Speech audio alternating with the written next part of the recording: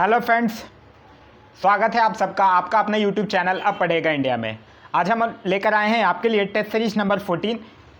1 से 13 तक already uploaded है। अगर आप नहीं देखें तो जाके प्लेलिस्ट से देख सकते हैं। ये जो टेस्ट सीरीज है वो इन्फोर्समेंट एसआई और बिहार दरोगा प्री एग्जाम्स के लिए चलाया जा रहा है और प्री एग्जाम बिहार दरोगा के लिए काफ़ी महत्वपूर्ण साबित होगा। साथ ही साथ मेंस वाले जो कैंडिडेट हैं वो भी इसे देख सकते हैं, क्योंकि इसमें जो क्वेश्चंस हैं वो एक सेलेक्टेड लेवल के हैं। वो मेंस वाले स्टूडेंट्स के लिए भी काफ़ी लाभदायक साबित होगा। तो चलिए अब बढ़ते हैं क्वेश्चंस की तरफ। आज का जो हमारा पहला क्वेश्चन है वो ये कह रहा है कि निम्नलिखित में से किसकी नियुक्ति राष्ट्रपति के द्वारा की जाती है। देखिए, अगर हम बात राष्ट्रपति की करते हैं तो राष्ट्रपति बहुत सारे लोगों की नियुक्ति करते हैं, जैसे कि भारत का प्रधानमंत्री हो गया, प्रधानमंत्री की सलाह पर मंत्रिपरिषद के अन्य सदस्य हो गए, राज्यों के राज्यपाल हो गए, सर्वोच्च एवं उच्च न्यायालय के मुख्य न्यायाधीश हो गए, भारत के नियंत्रक एवं महालेखक परीक्षक हो गए, भारत के महान्यायवादी, वित्त आयोग, भाषा आयोग, पिछड़ा वर्ग आयोग, अल्पसंख्यक आयोग, ये सब सारे आयोग के सदस्य, ये सब की नियुक्ति राष्ट्रपति के द्वारा की जाती है। तो इस क्वेश्चन का जो सही आंसर होगा वो हो जाएगा ऑप्शन नंबर बी, वित्त आयोग के अध्यक्ष की नियुक्ति राष्ट्रपति के द्वारा की जाती है। अगर हम बात करते हैं नीति आयोग के उपाध्यक्ष की, तो नीति आयोग के उपाध्यक्ष की नियुक्ति कौन करता है? प्रधानमंत्री, जो कि खुद नीति आयोग का अध्यक्ष माना जाता है। प्रधानमंत्री के अगर लोकसभा के अध्यक्ष की बात करते हैं तो लोकसभा अध्यक्ष का जो चयन होता है वो लोकसभा सदस्यों के द्वारा किया जाता है। नेक्स्ट क्वेश्चन है हमारा क्वेश्चन नंबर 2। क्वेश्चन नंबर 2 कह रहा है लोकसभा के अध्यक्ष को कैसे हटाया जाता है। तो इस क्वेश्चन का जो सही आंसर होगा वो हो जाएगा लोकसभा के तत्कालीन सदस्यों के विशेष बहुमत से पारित संकल्प के द्वारा लोकसभा के अध्यक्ष को हटाया जा सकता है। लेकिन इस चीज़ के लिए एक इसेंशियल कंडीशन ये है कि इस प्रक्रिया पर विचार करने या चर्चा करने के लिए कम से कम 50 सदस्यों का समर्थन होना अनिवार्य है।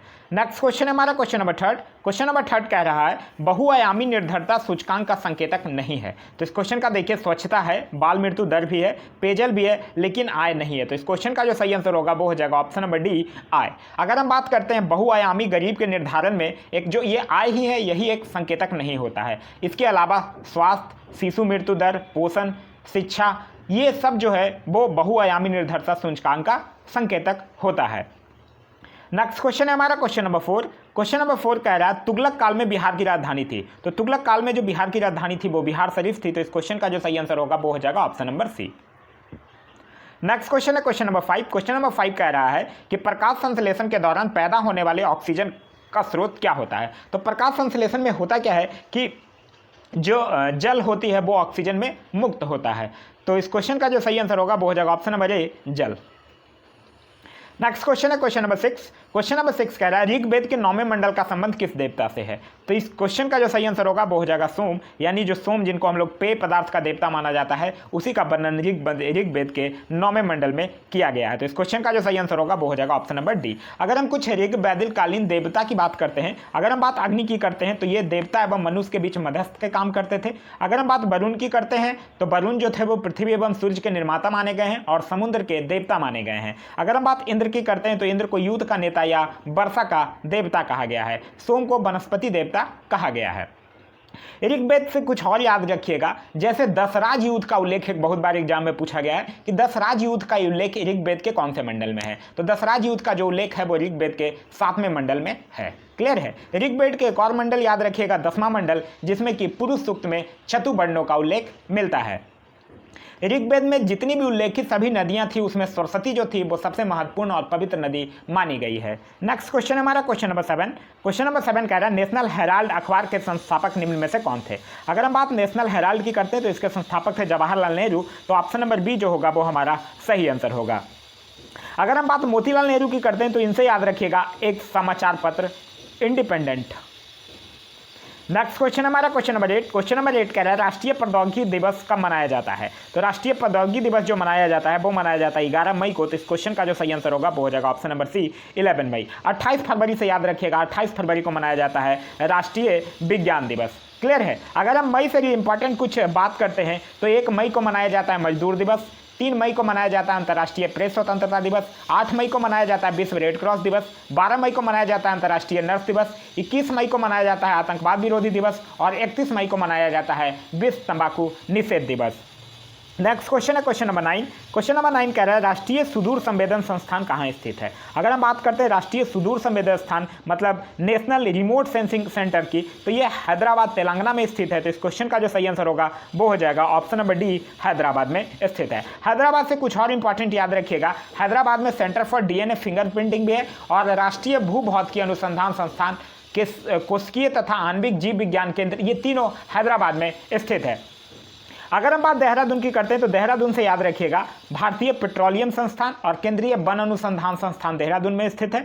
अगर हम बात अहमदाबाद की करते हैं तो अहमदाबाद से याद रखिएगा कपड़ा उद्योग अनुसंधान संस्थान, और अगर हम बात बेंगलुरु की करते हैं तो बेंगलुरु से याद रखिएगा रमन अनुसंधान संस्थान, पारिस्थितिकी विज्ञान केंद्र और भारतीय खगोल संस्थान, ये तीनों जो है वो बेंगलुरु में स्थित है। नेक्स्ट क्वेश्चन है क्वेश्चन नंबर 10। क्वेश्चन नंबर 10 कह रहा है प्राथमिक इंद्रधनुष में क्या होता है। अगर देखिए पहले तो बात करते हैं इंद्रधनुष की, तो इंद्रधनुष का जो मुख्य कारण होता है वो होता है जल की बूंदों में प्रकाश के अपवर्तन के कारण जो होने वाला विक्षेपण है, उसी के कारण इंद्रधनुष होता है। तो प्राथमिक इंद्रधनुष में होता क्या है, 2 बार अपवर्तन होता है और 1 बार टोटल इंटरनल रिफ्लेक्शन यानी कुल आंतरिक परिवर्तन होता है। तो इस क्वेश्चन का जो सही आंसर होगा वो हो जाएगा ऑप्शन नंबर ए।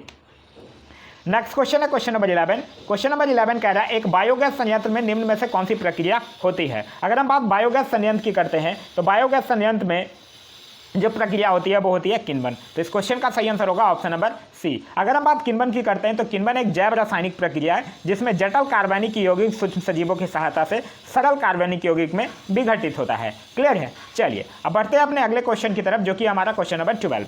क्वेश्चन नंबर 12 कह रहा है भारत में सबसे पहले सोने के सिक्के किनके द्वारा जारी किए गए थे। तो भारत में जो सबसे पहला सोना का सिक्का था वो हिंद यूनानियों के द्वारा जारी किया गया था, जबकि सोने के जो सर्वाधिक सिक्के अगर पूछे तब वो गुप्त के काल में जारी किया गया था। तो इस क्वेश्चन का जो सही आंसर होगा वो हो जाएगा ऑप्शन नंबर बी, हिंद यूनानियों के समय में जारी किया गया था। क्लियर है। अगर हम बात करते हैं हिंद यूनानियों की, तो हिंद यूनानियों जो थे वो भारत के पहले शासक हुए जिनके द्वारा जो सिक्के जो जारी किए गए थे वो निश्चित रूप से ये कहा जा सकता था कि ये किन राजाओं के द्वारा जारी किया गया था। अगर हम बात शक की करते हैं तो शक से याद रखिएगा शक जो थे वो मूलतः मध्य एशिया के निवासी थे और चारागाह की खोज में भारत आए थे, और शकों पे विजय के उपलक्ष्य में ही 58 ईसा पूर्व एक नया संवत चलाया गया था जो विक्रम संवत के नाम से प्रसिद्ध हुआ। अगर हम बात गुप्त वंश की करते हैं तो इसका संस्थापक था श्रीगुप्त। ये इसको सांस्कृतिक उपलब्धियों के कारण गुप्त काल को भारतीय इतिहास का स्वर्ण युग भी कहा जाता है। मंदिर बनाने की जो कला थी उसका जन्म भी गुप्त काल में ही हुआ था। अगर हम बात करते हैं कुषाण वंश की, तो कुषाण से याद रखिएगा इसके संस्थापक का नाम है कुजल कटफिसिस, और इस वंश का जो सबसे प्रतापी राजा था वो था कनिष्क जिसने शक संवत चलाया था। क्लियर है। चलिए अब बढ़ते हैं अपने अगले क्वेश्चन की तरफ जो कि हमारा क्वेश्चन नंबर 13। क्वेश्चन नंबर 13 क्या कह रहा है। क्वेश्चन नंबर 13 कह रहा है कि सूची 1 को सूची 2 के साथ मिलान करने के लिए कह रहा है। अगर हम बात करते हैं लोथल की, तो लोथल किसके साथ, लोथल के उत्खनन करता थे रंगनाथ राव, तो ये मैच करेगा रंगनाथ राव के साथ। लोथल से याद रखिएगा ये भोगवा नदी के किनारे है और इसका उत्खनन हुआ था 1955 में। अगर हम बात करते हैं बनमाली की, तो बनमाली जो है वो मैच करेगा रविंद्र सिंह बिष्ट के साथ, और बनमाली जो है वो रंगोई नदी के किनारे है और इसका जो उत्खनन हुआ था वो हुआ था 1974 में। अगर हम बात मोहनजोदाड़ो की करते हैं तो मोहनजोदाड़ो के उत्खनन करता थे राखलदास बनर्जी और इसका उत्खनन हुआ था 1922 में और ये सिंधु नदी के किनारे है। अगर हम बात रोपड़ की करते हैं तो रोपड़ जो है वो मैच करेगा इसका उत्खनन हुआ था 1953 में और ये यगदत्त शर्मा के साथ मैच करेगा और ये जो था वो सतलज नदी के किनारे था। क्लियर है। चलिए अब बढ़ते हैं अपने अगले क्वेश्चन की तरफ जो कि हमारा क्वेश्चन नंबर 14। क्वेश्चन नंबर 14 कह रहा है राधा मोहन कप किस खेल से संबंधित है। तो राधा मोहन कप जो है वो पोलो से संबंधित है। तो इस क्वेश्चन का जो सही आंसर होगा वो हो जाएगा ऑप्शन नंबर सी, पोलो। अगर हम बात देखिए पोलो से कुछ और कप इंपॉर्टेंट कप की बात करते हैं तो याद रखिएगा पोलो से पृथ्वीपाल सिंह कप जो भी है वो पोलो से, क्लासिक कप जी हो वो भी पोलो से संबंधित है। अगर हम बात हॉकी की करते हैं तो हॉकी से याद रखिएगा Beighton cup, Rangaswamy cup, Aga Khan cup, Maharaja Ranjit Singh gold cup, Dhyanchand trophy, Nehru trophy, Wellington cup, ये सब का संबंध जो है वो हॉकी से है। अगर हम बात गोल्फ की करते हैं तो गोल्फ से याद रखिएगा जो गोल्फ है उससे याद रखिएगा Baker cup, Tider cup, prince of Wales cup, ये सारा चीज़। अगर हम बात बैडमिंटन की करते हैं तो बैडमिंटन से याद रखिएगा नारंग कप, अमृत दीवान कप, ये जो है वो बैडमिंटन से संबंधित है। नेक्स्ट क्वेश्चन हमारा क्वेश्चन नंबर 15। क्वेश्चन नंबर 15 कह रहा है निम्न में से किसे अजात शत्रु के लोकप्रिय उपनाम से जाना जाता है। तो अजात शत्रु के लोकप्रिय उपनाम से किनको जाना जाता है? ये जाना जाता है डॉक्टर राजेंद्र प्रसाद को। तो इस क्वेश्चन का जो सही आंसर होगा वो हो जाएगा option number D, doctor Rajendra Prasad को जाना जाता है। क्लियर है? चलिए, अगर हम बात करते हैं डॉक्टर राजेंद्र प्रसाद की, तो डॉक्टर राजेंद्र प्रसाद से एक चीज़ याद रखिएगा कि 24 जनवरी 1950 की जब संविधान सभा की अंतिम बैठक हुई थी, उसी में डॉक्टर राजेंद्र प्रसाद को भारत का प्रथम राष्ट्रपति चुना गया था। ये जो थे वो संचालन समिति के अध्यक्ष के रूप में भी कार्यरत थे। क्लियर है? चलिए, अब बढ़ते हैं अपने अगले क्वेश्चन की तरफ, जो कि हमारा क्वेश्चन नंबर 16। क्वेश्चन नंबर 16 कह रहा है शक्ति के पृथ्वीकरण का सिद्धांत निम्नलिखित में से किस राजनीतिक विचारक ने दिया था। तो शक्ति पृथ्वीकरण का जो सिद्धांत था वो दार्शनिक मॉन्टेस्क्यू के द्वारा दिया गया था। तो इस क्वेश्चन का जो सही आंसर होगा वो हो जाएगा ऑप्शन नंबर सी, मॉन्टेस्क्यू। इसके अनुसार हुआ क्या था? इसके अनुसार था कि राज्य की शक्ति जो है उसकी 3 भागों कार्यपालिका, विधानपालिका और न्यायपालिका में बटा हुआ होना चाहिए। नेक्स्ट क्वेश्चन है क्वेश्चन नंबर 17। क्वेश्चन नंबर 17 कह रहा है निम्नलिखित में से किस मुख्य न्यायाधीश ने राष्ट्रपति के रूप में भी कार्य किया है। तो जस्टिस एम हिदायतुल्लाह जो थे वो राष्ट्रपति के रूप में भी कार्य किए थे। तो इस क्वेश्चन का जो सही आंसर होगा वो हो जाएगा option number A, justice M Hidayatullah. Next question हमारा क्वेश्चन नंबर 18। क्वेश्चन नंबर 18 कह रहा है लोक लेखा समिति अपनी रिपोर्ट निम्नलिखित में से किसे प्रस्तुत करती है। तो लोक लेखा समिति की अगर बात करते हैं तो ये जो अपना रिपोर्ट है वो लोकसभा के अध्यक्ष को प्रस्तुत करती है। तो इस क्वेश्चन का जो सही आंसर होगा वो हो जाएगा ऑप्शन नंबर डी। लोक लेखा समिति से और चीज़ याद रखिएगा, इसको प्राक्कलन समिति की जुड़वा बहन भी कहा जाता है। और ये एक 22 सदस्यीय समिति है जिसमें 15 सदस्य लोकसभा से होते हैं और 7 सदस्य जो होते हैं वो राज्यसभा से होते हैं। और सभी का कार्यकाल जो होता है वो 1 वर्षों का होता है। और इसके जो इस पार्टी के जो अध्यक्ष हैं वो विपक्षी दल के कोई नेता होते हैं। ऐसी एक परंपरा है 1967 से चली आ रही है, जब पहली बार 1967 में श्री मीनू मसानी को इसका अध्यक्ष बनाया गया था। नेक्स्ट क्वेश्चन है क्वेश्चन नंबर 19। क्वेश्चन नंबर 19 कह रहा है कि पराबैंगनी किरण, एक्स किरणें, सूक्ष्म किरणें व गामा किरणें तरंग दैर्घ्य को आरोही क्रम में सजाइए। तो आरोही क्रम में अगर हम सजाएंगे तो हो जाएगा सूक्ष्म किरणें, पराबैंगनी किरणें, एक्स किरणें और गामा किरणें। नेक्स्ट क्वेश्चन है क्वेश्चन नंबर 20। क्वेश्चन नंबर 20 कह रहा है बिहार में कैदियों द्वारा नंगी हड़ताल किस आंदोलन के दौरान किया गया था। तो ये किया गया था सविनय अवज्ञा आंदोलन के दौरान। तो इस क्वेश्चन का जो सही आंसर होगा वो हो जाएगा ऑप्शन नंबर सी, सविनय अवज्ञा आंदोलन। देखिए 1930 में छपरा जेल के कैदियों ने सविनय अवज्ञा आंदोलन के दौरान स्वदेशी के प्रचार और विदेशी सामान के बहिष्कार के लिए नंगी हड़ताल किया था। क्लियर है? नेक्स्ट क्वेश्चन है हमारा क्वेश्चन नंबर 11। क्वेश्चन नंबर 11 कह रहा है अस्थायी बंदोबस्त के अंतर्गत आने वाली क्षेत्रों में निम्न में से कौन शामिल नहीं होता है। तो अस्थायी बंदोबस्त की अगर बात करते हैं तो अस्थायी बंदोबस्त के शामिल नहीं होगा सिंध। क्यों? क्योंकि सिंध क्षेत्र में क्या था, रैयतवाड़ी व्यवस्था लागू की गई थी, लेकिन शेष बंगाल, उड़ीसा, आसाम में अस्थायी बंदोबस्त की व्यवस्था लागू की गई थी। क्लियर है? इसमें जब बंगाल और उड़ीसा, आसाम ये सब में किया गया था अस्थायी बंदोबस्त की व्यवस्था, लेकिन सिंध क्षेत्र की अगर बात करते हैं तो सिंध क्षेत्र में रैयतवाड़ी व्यवस्था लागू किया गया था। अगर हम अस्थायी बंदोबस्त की बात करते हैं तो अस्थायी बंदोबस्त से याद रखिएगा लॉर्ड कॉर्नवालिस ने 1793 में अस्थायी बंदोबस्त की पद्धति लागू की थी। और अस्थायी बंदोबस्त की जो योजना है वो जॉन शोर ने बनाई थी। और इसमें जमींदार जो थे वो भू राजस्व की दर तय करने के लिए स्वतंत्र थे। क्लियर है? चलिए, अब बढ़ते हैं अपने अगले क्वेश्चन की तरफ, जो कि हमारा क्वेश्चन नंबर 22। क्वेश्चन नंबर 22 कह रहा है अगस्त घोषणा निम्न में से किसके द्वारा की गई थी। अगर हम बात करते हैं अगस्त घोषणा की, देखिए यहाँ पे कुछ 2 चीज़ें हो गई। एक होता है अगस्त घोषणा, एक होता है अगस्त प्रस्ताव। क्वेश्चन पूछ रहा है अगस्त घोषणा। अगस्त घोषणा की बात करते हैं तो ये भारत सचिव जो था मॉन्टेगू के द्वारा 20 अगस्त 1917 को ब्रिटेन की कॉमन सभा में भारतीय प्रशासन की प्रत्येक शाखा में महत्व दिए जाने की बात करने की जो घोषणा थी उसको हम लोग अगस्त घोषणा कहते हैं। तो इस क्वेश्चन का जो सही आंसर हो जाएगा वो तो हो जाएगा ऑप्शन नंबर सी, मॉन्टेगू। लेकिन अगर हम बात अगस्त प्रस्ताव की करते हैं तब जो अगस्त प्रस्ताव था वो लॉर्ड लिंथिंगो के द्वारा किया गया था, जो वायसराय था। ये 8 अगस्त 1940 को भारतीयों के लिए एक घोषणा की गई थी जिसे ही अगस्त प्रस्ताव के नाम से जाना गया था। नेक्स्ट क्वेश्चन है क्वेश्चन नंबर 23। क्वेश्चन नंबर 23 कह रहा है मिलान करने के लिए, देखिए अगर हम बात करते हैं मैग्नीशियम की, तो मैग्नीशियम का क्या क्या होता है, मैग्नेसाइट होता है। तो ये मैच करेगा किसके साथ, मैग्नेसाइट यहाँ ऑप्शंस में नहीं दिया हुआ है उसका यस, तो ये जो मैच करेगा, देखिए मैग्नीशियम की अगर हम बात करते हैं तो ये टैल के साथ मैच कर लेगा, क्योंकि टैल जो भी है वो भी क्या है, मैग्नीशियम का एक अयस्क है। अगर हम बात पोटेशियम की करते हैं तो पोटेशियम जो होगा वो मैच करेगा किसके साथ, नाइटर के साथ। कैल्शियम की अगर हम बात करते हैं तो कैल्शियम मैच करेगा फॉस्फोराइड के साथ। और मैग्नीज की बात करते हैं तो ये मैच करेगा पायरोलूसाइट के साथ। क्लियर है। तो इस क्वेश्चन का जो सही आंसर होगा वो हो जाएगा ऑप्शन नंबर ए। नेक्स्ट क्वेश्चन है हमारा क्वेश्चन नंबर 24। क्वेश्चन नंबर 24 कह रहा है राहुल संगीतन ने बिहार के किस क्षेत्र में किसान आंदोलन का नेतृत्व किया था। तो इस क्वेश्चन का जो सही आंसर होगा वो हो जाएगा ऑप्शन नंबर बी, यानी छपरा में इन्होंने किया था। क्लियर है। एक चीज याद रखिएगा इनसे, इन्होंने हुंकार नामक पत्रिका में भी अपना बड़ा योगदान दिया था। नेक्स्ट क्वेश्चन हमारा क्वेश्चन नंबर 25। क्वेश्चन नंबर 25 मिलान करने के लिए कह रहा है। अगर हम बात हॉकी की करते हैं तो हॉकी जो है वो मैच किसके साथ करेगा, आगा खां कप के साथ मैच करेगा। हॉकी से और याद रखिएगा Beighton Cup, Nehru Trophy, Rangaswamy Cup. Football की अगर बात करते हैं तो फुटबॉल किसके साथ मैच करेगा, डुरंट कप के साथ मैच करेगा। फुटबॉल से और याद रखिएगा रोबर्स कप, संतोष ट्रॉफी, ये सब भी फुटबॉल में ही होता है। अगर हम बात गोल्फ की करते हैं तो गोल्फ राइडर कप के साथ मैच करेगा। बाद बाकी Baker cup, circuit cup, prince of Wales cup, ये सब भी गोल्फ से संबंधित है। अगर हम बात क्रिकेट की करते हैं तो क्रिकेट किसके साथ मैच करेगा, क्रिकेट दिलीप ट्रॉफी के साथ मैच करेगा। क्रिकेट से और चीज़ याद रखिएगा रणजी ट्रॉफी, ईरानी ट्रॉफी, देवगढ़ ट्रॉफी, ये सब भी क्रिकेट से संबंधित है। नेक्स्ट क्वेश्चन है हमारा क्वेश्चन नंबर 26। क्वेश्चन नंबर 26 कह रहा द वे आउट पैम्पलेट किसके द्वारा प्रकाशित किया गया था। तो ये प्रकाशित किया गया था सी राजगोपालाचारी के द्वारा। तो इस क्वेश्चन का जो सही आंसर होगा वो हो जाएगा option number C Rajagopalachari. Clear है।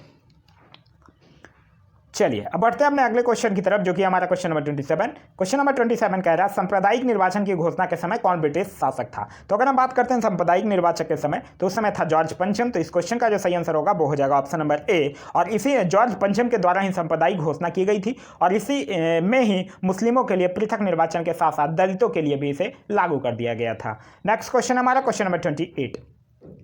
क्वेश्चन नंबर 28 कह रहा है प्रथम आंग्ल मराठा युद्ध किस संधि के साथ समाप्त हुआ था। तो प्रथम आंग्ल मराठा युद्ध की अगर बात करते हैं तो ये हुआ था 1775 से लेकर 1782 के दौरान। और इसी के दौरान 3 संधियां हुई थी। एक हुआ था सूरत की संधि 1775 में, पुरंदर की संधि 1776 और सलवाई की संधि 1782 में। और ये जो था वो सलवाई की संधि के साथ ही समाप्त हुआ था। तो इस क्वेश्चन का जो सही आंसर होगा वो हो जाएगा ऑप्शन नंबर सी, सलवाई की संधि। अगर हम बात करते हैं द्वितीय आंग्ल मराठा युद्ध का तो ये 1803 से 1805 में हुआ था और इसी में ही भोसलों ने अंग्रेजों को चुनौती दी थी और इसके फलस्वरूप 7 सितंबर 1803 को देवगांव की संधि हुई थी।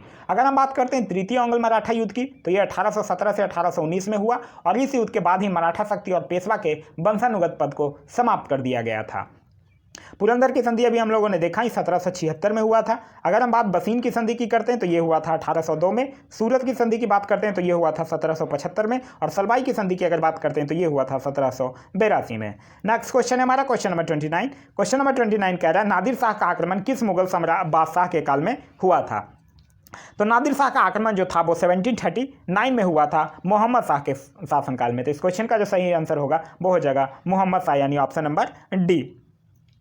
और ये जो नादिर शाह और मोहम्मद शाह के बीच जो युद्ध था, इसी युद्ध को हम लोग करनाल के युद्ध के नाम से जानते हैं। नेक्स्ट क्वेश्चन हमारा क्वेश्चन नंबर 30। क्वेश्चन नंबर 30 कह रहा है किस कांग्रेस सत्र में कार्यकारी कमेटी को सविनय अवज्ञा आंदोलन प्रारंभ करने का अधिकार दिया गया था। तो ये 1929 के कांग्रेस के लाहौर अधिवेशन में दिया गया था। तो इस क्वेश्चन का जो सही आंसर होगा वो हो जाएगा option number B. Next question हमारा क्वेश्चन नंबर 31। क्वेश्चन नंबर 31 कह रहा है जी का मान सबसे कम या शून्य कहाँ पे होता है। तो जी का मान अगर सबसे कम या शून्य की बात करते हैं तो केंद्र में सबसे शून्य होगा। तो इस क्वेश्चन का जो सही आंसर होगा वो हो जाएगा ऑप्शन नंबर बी, पृथ्वी के केंद्र में। जी का जो मान है वो पृथ्वी के केंद्र के दूरी के अनुसार घटता बढ़ता है और केंद्र में शून्य हो जाता है। नेक्स्ट क्वेश्चन है क्वेश्चन नंबर 32। क्वेश्चन नंबर 32 कह रहा है द्रव्यान दुगना करने से गतिज ऊर्जा पर क्या प्रभाव पड़ेगा। गतिज ऊर्जा यानी काइनेटिक एनर्जी की बात कर रहा है। काइनेटिक एनर्जी इक्वल टू होता क्या है, हाफ mv² होता है। तो यहाँ देखिए m और v है, यहाँ द्रव्यान पूछ रहा है यानी मास की बात कर रहा है। तो मास आप बढ़ाइएगा तो जिस रेशियो में मास बढ़ाइएगा उसी रेशियो में क्या होगा, काइनेटिक एनर्जी भी बढ़ेगा। तो जब अगर हम लोग द्रव्यान को दुगना कर देंगे तो काइनेटिक एनर्जी यानी गतिज ऊर्जा भी दुगनी हो जाएगी। लेकिन यहाँ एक क्वेश्चन पूछा जाएगा वॉल्यूम से रिलेटेड कि अगर हम लोग वॉल्यूम को दुगना बढ़ाएंगे तो क्या होगा। तो यहाँ स्क्वायर है इस पे, तो वॉल्यूम को अगर दुगना बढ़ाएंगे तो काइनेटिक एनर्जी 4 गुना हो जाएगा। तो यहाँ द्रव्यान पूछ रहा है तो द्रव्यान अगर दुगना कर दिया जाए तो गतिज ऊर्जा भी क्या हो जाएगा, दुगना हो जाएगा। यानी क्वेश्चन ऑप्शन नंबर ए जो होगा वो हमारा सही आंसर होगा।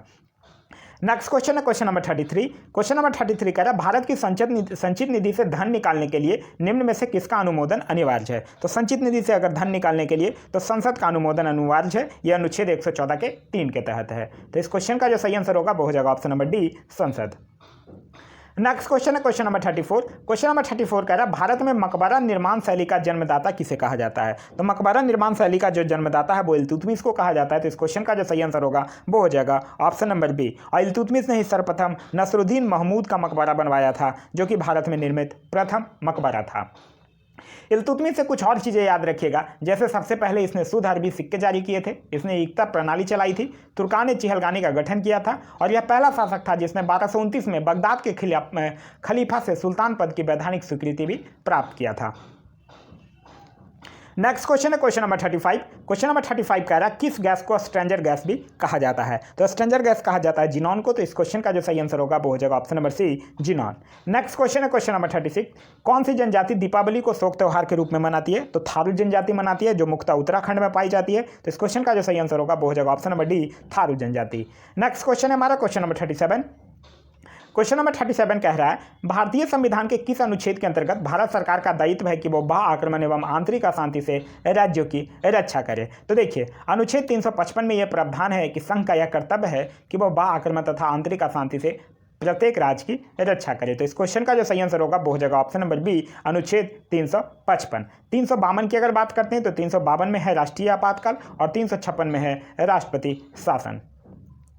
नेक्स्ट क्वेश्चन है क्वेश्चन नंबर 38। क्वेश्चन नंबर 38 कह रहा है घाटे की वित्तीय व्यवस्था का अर्थव्यवस्था पर क्या प्रभाव पड़ता है। तो घाटे की वित्तीय व्यवस्था के कारण अर्थव्यवस्था में मुद्रा की आपूर्ति में वृद्धि हो जाती है। तो इस क्वेश्चन का जो सही आंसर होगा वो हो जाएगा option number B. Next question है क्वेश्चन नंबर 39। क्वेश्चन नंबर 39 कह रहा है निम्न में से किस सूफी सिलसिले का कार्यक्षेत्र मुख्यतः बिहार था। तो अगर हम बात करते हैं फिरदौसी सिलसिला का, तो फिरदौसी सिलसिला जो था वो उसका जो मुख्य कार्यक्षेत्र था वो बिहार था। तो इस क्वेश्चन का जो सही आंसर होगा वो हो जाएगा फिरदौसी सिलसिला। फिरदौसी सिलसिला जो था वो सुहारवर्दी सिलसिला का एक महत्वपूर्ण शाखा था। नेक्स्ट क्वेश्चन है क्वेश्चन नंबर 40। क्वेश्चन नंबर 40 कह रहा है भारत के किस शहर में अटाला मस्जिद स्थित है। तो अटाला मस्जिद जो है वो जौनपुर में स्थित है, और इसको बनवाया कौन था। इसको बनवाया था इब्राहिम शाह सरकी ने। तो इस क्वेश्चन का जो सही आंसर होगा वो हो जाएगा option number C, Jaunpur. Jaunpur में ही क्या है, अटाला मस्जिद स्थित है।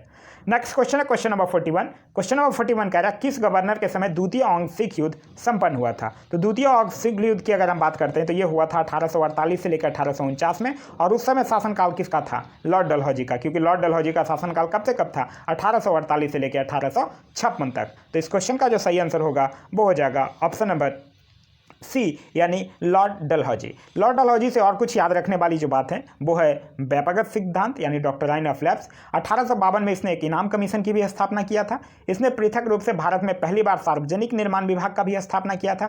इसे भारत में रेलवे का जनक भी माना जाता है। इसने शिमला को ग्रीष्मकालीन राजधानी भी बनाया था। अगर हम और ऑप्शंस की बात करते हैं, अगर लॉर्ड हार्डिंग की बात करते हैं तो इससे याद रखिएगा इसने नरबली प्रथा पर प्रतिबंध लगाया था। इसका जो टेन्योर था वो था 1844 से लेकर 1848 तक। अगर हम लॉर्ड एलनबरो की बात करते हैं तो इसका जो शासनकाल है वो 1842 से लेकर 1844 तक था, और इसी के समय में सिंध को अगस्त 1843 में पूर्ण रूप से ब्रिटिश साम्राज्य में मिला लिया गया था। दास प्रथा का भी उन्मूलन इसी के समय में हुआ था। अगर हम बात लॉर्ड एलिगन की करते हैं तो इसका शासनकाल था 1862 से लेकर 1863, और इसी के समय इसी के द्वारा बहाबी आंदोलन का दमन किया गया था। नेक्स्ट क्वेश्चन है क्वेश्चन नंबर 42। क्वेश्चन नंबर 42 कह रहा है महालबारी व्यवस्था किसके द्वारा लागू किया गया था। तो महालबारी व्यवस्था जो था वो हॉल्ट मैकेंजी द्वारा 1819 में यूपी, मध्य प्रांत और पंजाब में लागू किया गया था। तो इस क्वेश्चन का सही आंसर होगा option number C, Holt Mackenzie. Next question है क्वेश्चन नंबर 43। क्वेश्चन नंबर 43 कह रहा है फिनलैंड के नए प्रधानमंत्री कौन बने हैं। तो सना मारिन जो है वो फिनलैंड के नए प्रधानमंत्री बनी है, और ये अब तक की सबसे युवा प्रधानमंत्री हैं। फिनलैंड की अगर कैपिटल की बात करते हैं तो फिनलैंड की कैपिटल है हेलसिंकी। नेक्स्ट क्वेश्चन है क्वेश्चन नंबर 20। क्वेश्चन नंबर 20 कह रहा है जनवरी 2020 में चर्चा में आए यस बैंक के संस्थापक कौन है। तो अगर हम बात करते हैं यस बैंक के संस्थापक की, तो यस बैंक के संस्थापक राणा कपूर और कौन है, अशोक कपूर। तो इस क्वेश्चन का जो सही आंसर होगा वो हो जाएगा ऑप्शन नंबर डी, ए और बी दोनों हैं। यस बैंक की अगर बात करते हैं तो इसका जो हेडक्वार्टर है वो मुंबई में स्थित है। नेक्स्ट क्वेश्चन है क्वेश्चन नंबर 45। क्वेश्चन नंबर 45 कह रहा है हाल ही में डिफेंस एक्सपो 2020 का आयोजन कहाँ किया गया है। तो ये किया गया है लखनऊ में। तो ये और इसका उद्घाटन किसके द्वारा किया गया था, राजनाथ सिंह के द्वारा किया गया था। और इस एक्सपो का जो थीम था वो था भारत उभरता हुआ रक्षा विनिर्माण केंद्र। तो इस क्वेश्चन का जो सही आंसर होगा वो हो जाएगा option number B, Lucknow. Next question है क्वेश्चन नंबर 46। क्वेश्चन नंबर 46 कह रहा है हाल ही में किस भारतीय मूल के व्यक्ति को ब्रिटेन के नए वित्त मंत्री के रूप में नियुक्त किया गया है? तो ब्रिटेन के नए वित्त मंत्री के रूप में नियुक्त किया गया है ये हैं ऋषि सुनक। तो इस क्वेश्चन का जो सही आंसर होगा वो हो जाएगा option number B, Rishi Sunak. ये ऋषि सुनक जो है वो भारत में जो इन्फोसिस कंपनी है उसके जो संस्थापक हैं नारायण मूर्ति, उन्हीं के दामाद हैं। नेक्स्ट क्वेश्चन है क्वेश्चन नंबर 47। क्वेश्चन नंबर 47 कह रहा है हाल ही में किस व्यक्ति को वर्ष के एशिया प्रशांत रीजन के सर्वश्रेष्ठ बैंकर के रूप में चुना गया है? तो ये चुना गया है आरबीआई के गवर्नर शक्तिकांत दास को। तो इस क्वेश्चन का जो सही आंसर होगा वो हो जाएगा ऑप्शन नंबर सी, और ये आरबीआई के 25वें गवर्नर हैं। नेक्स्ट क्वेश्चन है क्वेश्चन नंबर 48। क्वेश्चन नंबर 48 कह रहा है किस देश की सहायता के लिए भारत में ऑपरेशन बनीला की शुरुआत की गई है? तो भारत में जो ऑपरेशन बनीला है इसकी शुरुआत की गई है भारतीय नौसेना के द्वारा, जो मेडागास्कर में चक्रवात से प्रभावित लोगों थे उनके लिए मानवीय सहायता और राहत उपलब्ध कराने के लिए ऑपरेशन वेनिला शुरुआत की गई है। तो इस क्वेश्चन का जो सही आंसर होगा वो हो जाएगा option number D, Madagascar. Next question है क्वेश्चन नंबर 49।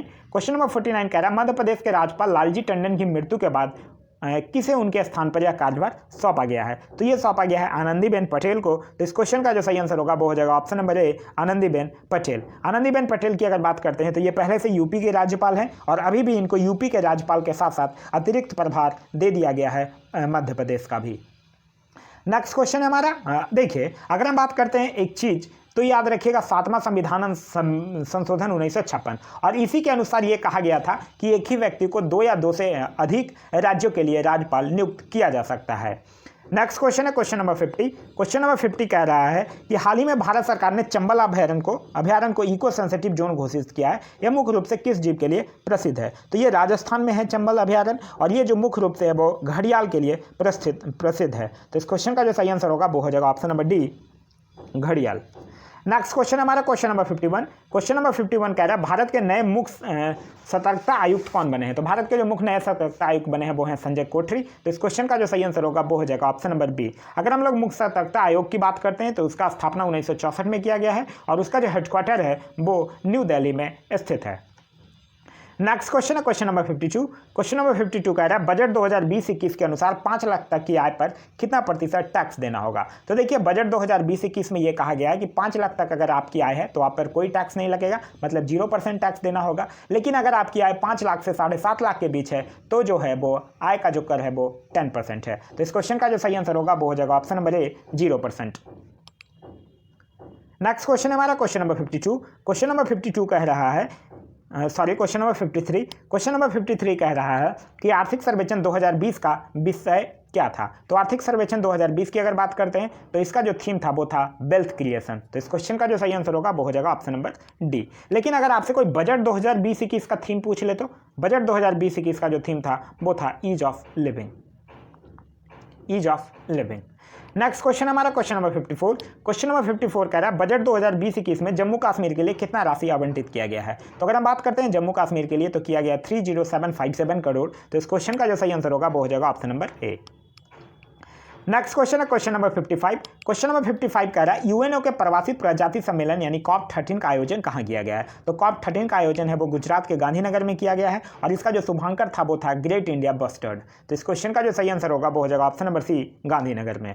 नेक्स्ट क्वेश्चन हमारा क्वेश्चन नंबर 56। क्वेश्चन नंबर 56 कह रहा है फ्रांस के नए प्रधानमंत्री के रूप में किसे नियुक्त किया गया है? तो फ्रांस के नए प्रधानमंत्री के रूप में नियुक्त किया गया है, उनका नाम है जेन कैस्टेक्स। तो इस क्वेश्चन का जो सही आंसर होगा वो हो जाएगा ऑप्शन नंबर डी। अगर हम बात करते हैं फ्रांस की तो इसकी राजधानी है पेरिस, इसके करेंसी है यूरो और यहाँ के संसद को कहा जाता है नेशनल असेंबली और यहाँ के राष्ट्रपति का नाम है इमैनुअल मैक्रोन। नेक्स्ट क्वेश्चन हमारा क्वेश्चन नंबर 57। क्वेश्चन नंबर 57 कह रहा है किस राज्य के मिष्टान रसगुल्ला को जीआई टैग दिया गया है? तो ये दिया गया है उड़ीसा के रसगुल्ला को। तो इस क्वेश्चन का जो सही आंसर होगा वो हो जाएगा ऑप्शन नंबर डी। उड़ीसा से एक चीज़ और याद रखिएगा, कंदमाल हल्दी को भी दिया गया है।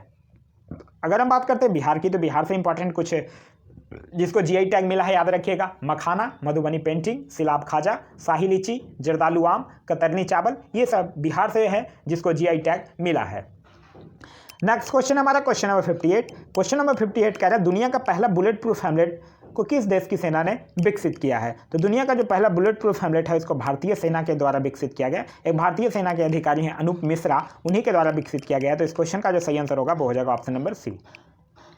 नेक्स्ट क्वेश्चन है क्वेश्चन नंबर 59। अप्रैल 2020 में जारी वर्ल्ड प्रेस स्वतंत्रता सूचकांक में भारत का कौन सा स्थान है? तो ये जो भारत का स्थान है वो है 142वां। तो इस क्वेश्चन का जो सही आंसर होगा वो हो जाएगा ऑप्शन नंबर बी, प्रथम स्थान पे है नॉर्वे। ये भी याद रखिएगा। साथ ही साथ याद रखिएगा इसके जारीकर्ता, तो वर्ल्ड प्रेस स्वतंत्रता सूचकांक के जो जारी करता है वो है रिपोर्टर्स विदाउट बॉर्डर्स।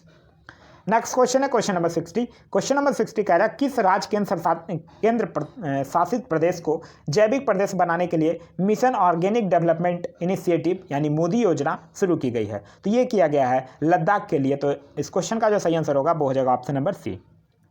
जो लद्दाख के उपराज्यपाल हैं आर के माथुर, इन्होंने अगले 5 साल में लद्दाख को पूरी तरह से जैविक प्रदेश में तब्दील करने हेतु ये मिशन लॉन्च किया है।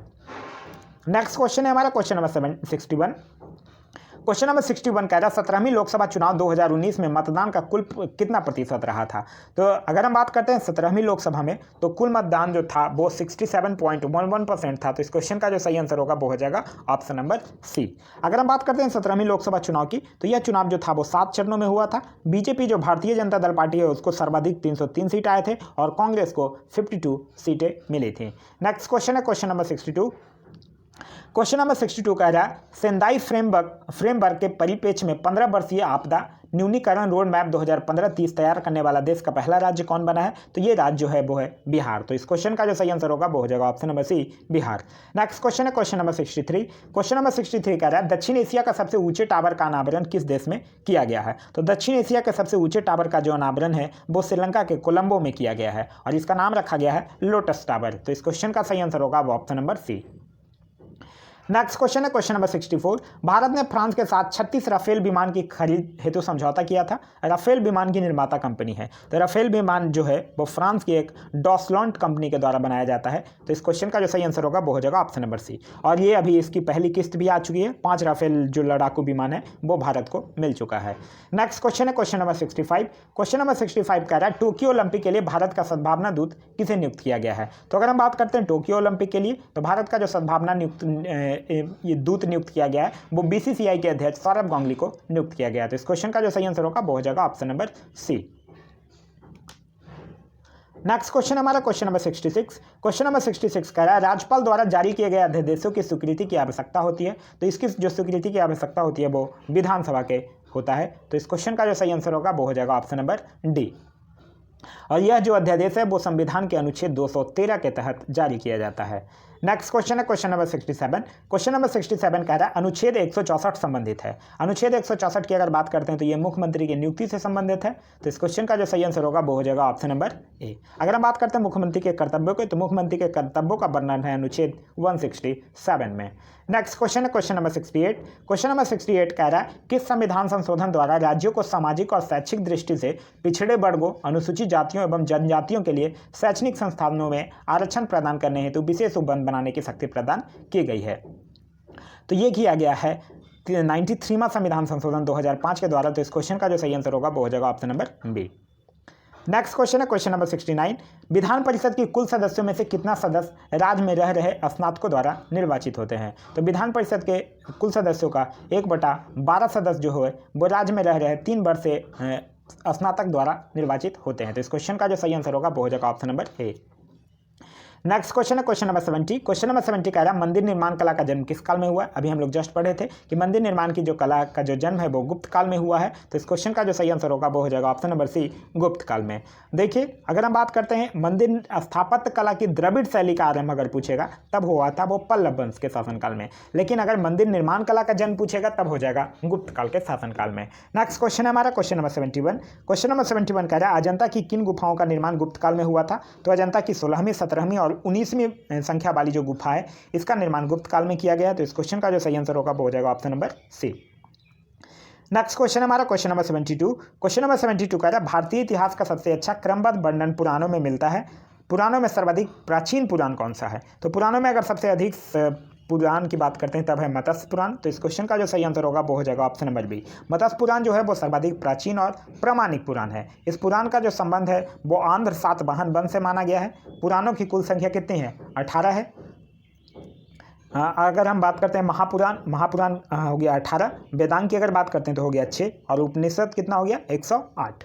नेक्स्ट क्वेश्चन हमारा क्वेश्चन नंबर 73। क्वेश्चन नंबर 73 कह रहा है मेगास्थनीज के अनुसार मौर्यकालीन समाज में किस वर्ग का अस्तित्व नहीं था। तो देखिए मेगास्थनीज जो था वो भारतीय समाज को 7 वर्गों में विभाजित किया था। वो 7 वर्ग था दार्शनिक, किसान, अहीर, कारीगर, सैनिक, निरीक्षक और सभासद। तो कौन नहीं था? ब्राह्मण नहीं था। तो इस क्वेश्चन का जो सही आंसर होगा वो हो जाएगा ऑप्शन नंबर सी। मेगास्थनीज से याद रखिएगा यह सेल्यूकस निकेटर का राजदूत था जो चंद्रगुप्त के दरबार में रहता था। मेगास्थनीज एक पुस्तक लिखा था इंडिका। मेगास्थनीज की अगर बात करते हैं तो इसके अनुसार नगर का जो प्रशासन था वो 30 सदस्यों का एक मंडल करता था जो 6 समितियों में विभाजित था। प्रत्येक समितियों में 5 सदस्य होते थे। नेक्स्ट क्वेश्चन है क्वेश्चन नंबर 74। क्वेश्चन नंबर 74 कह रहा है न्यायपूर्ण वितरण एवं समानता के साथ विकास किस पंचवर्षीय योजना की सर्वोच्च प्राथमिकता थी। तो ये थी 9वीं पंचवर्षीय योजना का जो था 1997 से लेके 2002 तक। तो इस क्वेश्चन का जो सही आंसर होगा वो हो जाएगा ऑप्शन नंबर बी 9वीं पंचवर्षीय योजना। अगर हम और ऑप्शन की बात करते हैं मतलब 8वीं पंचवर्षीय योजना की बात करते हैं तो ये था 1992 से लेकर 1997 तक और इसका जो था वो था मानव संसाधन का विकास और इसी योजना के दौरान राष्ट्रीय महिला कोष की भी स्थापना की गई थी। अगर हम बात 10वीं पंचवर्षीय योजना की करते हैं तो 10वीं पंचवर्षीय योजना था 2002 से लेकर 2007 तक और इसका जो उद्देश्य था वो था देश में गरीबी और बेरोजगारी समाप्त करना तथा अगले 10 वर्षों में प्रति व्यक्ति आय को दुगना करना। अगर हम बात 11वीं पंचवर्षीय योजना की करते हैं तो ये था 2007 से लेकर 2012 तक और इसका जो मुख्य लक्ष्य था वो था तीव्रतम एवं समावेशी विकास। नेक्स्ट क्वेश्चन है हमारा क्वेश्चन नंबर 75। क्वेश्चन नंबर 75 कह रहा है कि प्रच्छन्न एवं छिपी हुई बेरोजगारी का अर्थ क्या है। तो अगर हम बात करते हैं प्रच्छन्न या छिपी हुई बेरोजगारी का जो अर्थ है वो है श्रमिकों का सीमांत उत्पादकता शून्य होना। तो इस क्वेश्चन का जो सही आंसर होगा वो हो जाएगा ऑप्शन नंबर डी। देखिए छिपी हुई बेरोजगारी वो कहते हैं कि कोई कार्य है, ठीक है, किसी कार्य में उसमें जितना श्रमिक लगे हुए हैं उतनी उसकी ज़रूरत नहीं है। मतलब समझ लीजिए कोई एक फैमिली है उसमें एक छोटा सा बिजनेस है उसमें 3-4 लोग लगे हुए हैं। एक ही छोटा सा बिजनेस है उसमें 3-4 लोग लगे हुए लेकिन अगर उसमें मात्र समझ लीजिए कि वो 1 लोगों से वो बिजनेस अच्छे से ऑपरेट हो जाएगा तो बाद बाकी जो 3 लोग हैं वो उसमें क्या है उनका जो सीमांत उत्पादकता है वो शून्य है। तो इस क्वेश्चन का जो सही आंसर होगा वो हो जाएगा श्रमिक की सीमांत उत्पादकता शून्य है। नेक्स्ट क्वेश्चन है क्वेश्चन नंबर 76। क्वेश्चन नंबर 76 कह रहा है बिहार का कितना प्रतिशत क्षेत्र हरित आवरण से आच्छादित है। तो बिहार की अगर हम बात करते हैं तो 2017 तक जो था जो रिपोर्ट जारी हुआ है उससे अनुसार 15.04% है। तो इस क्वेश्चन का जो सही आंसर होगा वो हो जाएगा option number B. Next question हमारा क्वेश्चन नंबर 77। क्वेश्चन नंबर 77 कह रहा है हाल ही में किस राज्य के प्रसिद्ध रुमाल को जीआई टैग प्रदान किया गया है। तो ये तेलंगाना के एक प्रसिद्ध तेलिया रुमाल को किया गया है। तो इस क्वेश्चन का जो सही आंसर होगा वो हो जाएगा ऑप्शन नंबर डी तेलंगाना। अगर हम बात करते हैं मणिपुर की तो मणिपुर से याद रखिएगा काले चावल और अगर हम बात मिजोरम की करते हैं तो मिजोरम से याद रखिएगा पांडुमल सोल जो है वो मिजोरम का है जिसको जीआई टैग मिला है। जीआई टैग का जो पंजीकरण होता है वो 10 वर्षों तक मान्य होता है और पहला जो जीआई टैग था वो दार्जिलिंग की चाय को 2004-05 में दिया गया था। नेक्स्ट क्वेश्चन हमारा क्वेश्चन नंबर 78। क्वेश्चन नंबर 78 कह रहा है प्रसिद्ध महाकालेश्वर मंदिर किस नदी के किनारे स्थित है। तो महाकालेश्वर जो मंदिर है वो स्थित है शिप्रा नदी के किनारे। तो इस क्वेश्चन का जो सही आंसर होगा वो हो जाएगा option number D.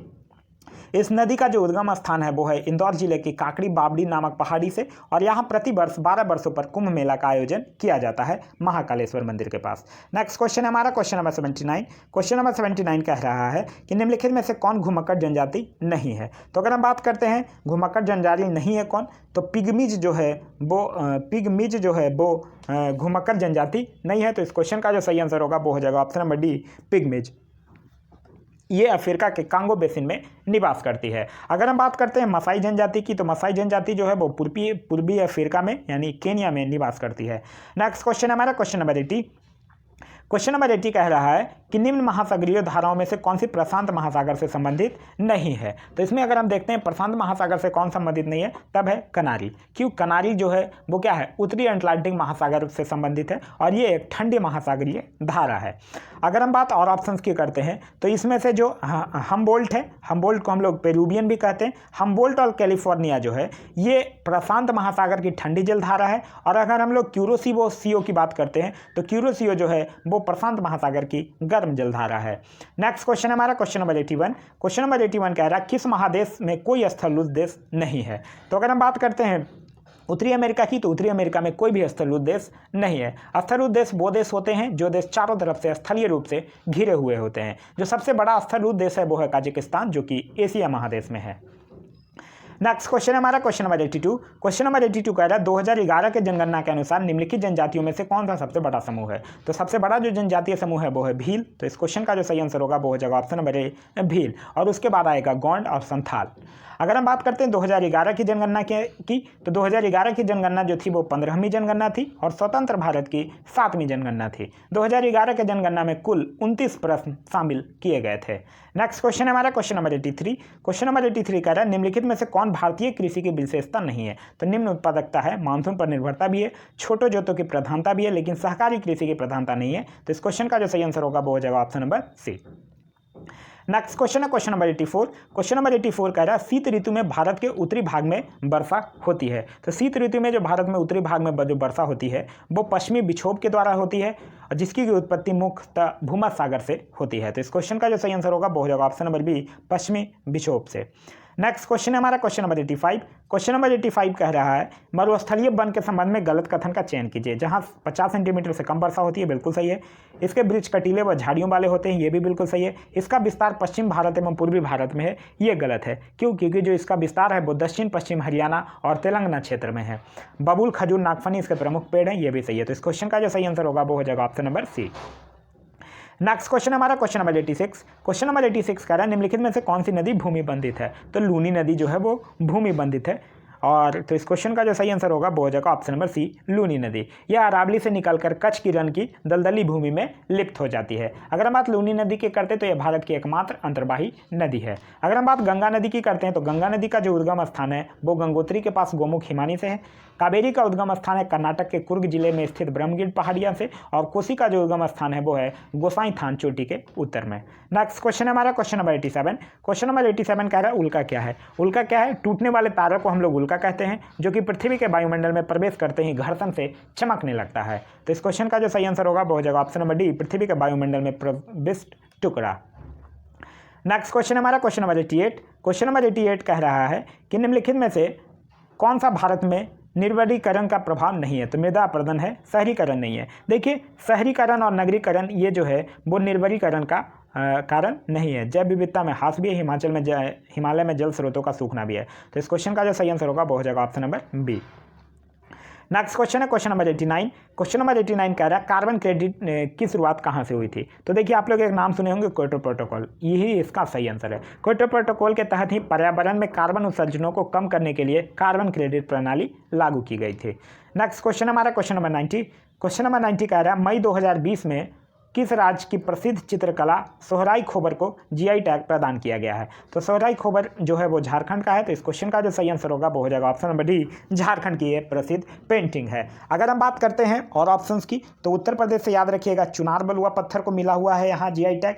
Madhya Pradesh से याद रखिएगा कड़कनाथ मुर्गा। मिजोरम से याद रखिएगा पौंडुम सॉल या नोगेतखे सॉल जो है वो मिजोरम का है, जिसको जीआई टैग मिला हुआ है। जीआई टैग का जो पंजीकरण होता है वो 10 वर्षों तक मान्य होता है। भारत का जो पहला जीआई टैग है वो दार्जिलिंग की चाय को मिला हुआ है। नेक्स्ट क्वेश्चन हमारा क्वेश्चन नंबर 91। क्वेश्चन नंबर 91 सुमेलित करने के लिए कह रहा है धोबन सोडा किसके साथ मैच करेगा। Na2CO3 10H2O के साथ मैच करेगा। खाने वाले सोडा की अगर बात करते हैं तो NaHCO3 के साथ मैच करेगा। अगर हम विरंजक चूर्ण की बात करते हैं तो CaOCl के साथ मैच करेगा, और प्लास्टर ऑफ पेरिस की बात करते हैं तो CaSO4H2O के साथ मैच करेगा।